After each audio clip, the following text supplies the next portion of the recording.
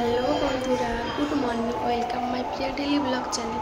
তোমরা সবাই কেমন আছো? আশা করছি সুস্থ আছো, ভালো আছো। আর হ্যাঁ, আমিও ভালো আছি।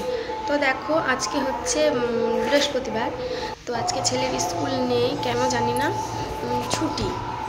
কেন, বেশ কী কারণের জন্য যেন ছুটি। তো ছেলে স্কুলে যায়নি, আর আজকে পড়াও নেই। কালকে সন্ধ্যেবেলায় পড়িয়ে গিয়েছে, সেই জন্য আজকে আর পড়া নেই। তো ছেলে বাইরে খেলছে, আর আমি এদিকে স্নান করে সকালবেলায় কাজকর্ম সেরে স্নান টান করে ঘরে চলে এসেছি। ওই দেখো আমার ছেলে আসছে, খেলছে ও এখন। তো চলো এবার কিছু একটা খাবো। কিছু খাবো বলতে গেলে এই দেখো বিস্কুটের কোটো নিয়ে বসে গেছি, দুটো বিস্কিট খাবো, দিয়ে রান্নার দিকে যাবো।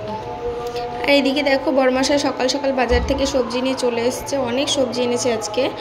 তারপরে দেখো আমি শাকটাকে ভালো করে বেছে ধুয়ে তারপরে কেটে নিয়েছি। আমি অত ভালো কাটতে পারি না, তো যেমন পেরেছি তেমনই কেটেছি। আর এদিকে দেখো পেঁয়াজ কেটে নিয়েছি, রান্না করব এখন।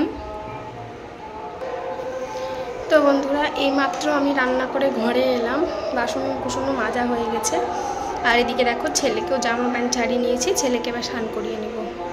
দেখো ছেলেকে স্নান করিয়ে নিয়ে চলে এসেছি, এ দেখো।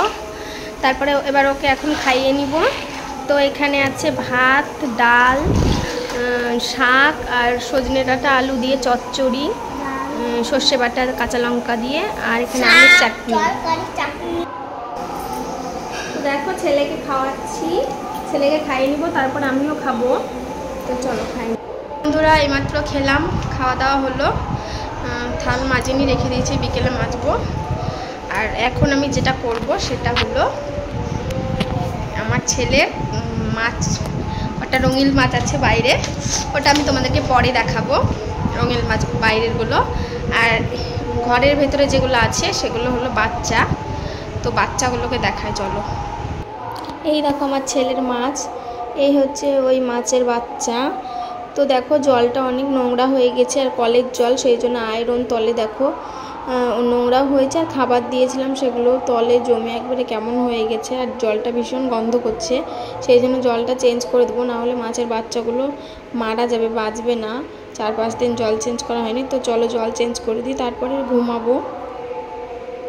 বন্ধুরা দেখো, আমি এইমাত্র ঘুম থেকে উঠলাম, উঠতাম না, বড়মশাই এসে ডাকলো। একটা বিপদ হয়ে গেছে। বিপদটা হলো আমার মামা শ্বশুর অ্যাক্সিডেন্ট করেছে।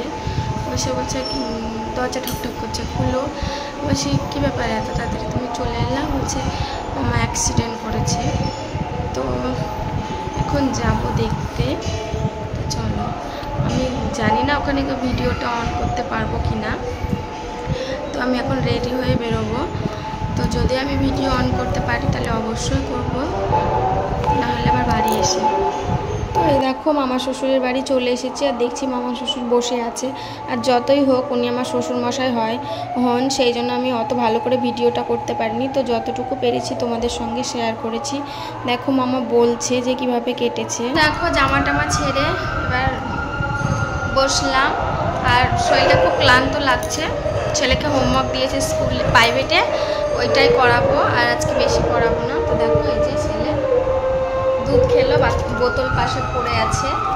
আর এটা ও মামির বাড়ি থেকে নিয়ে এসেছে, ওই মামা শ্বশুরের ছেলেরা বানিয়েছে, ওইটা নিয়ে এসেছে।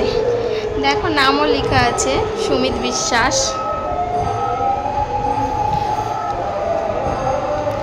তারপরে ছেলেকে হোমওয়ার্কটা করিয়ে নিই।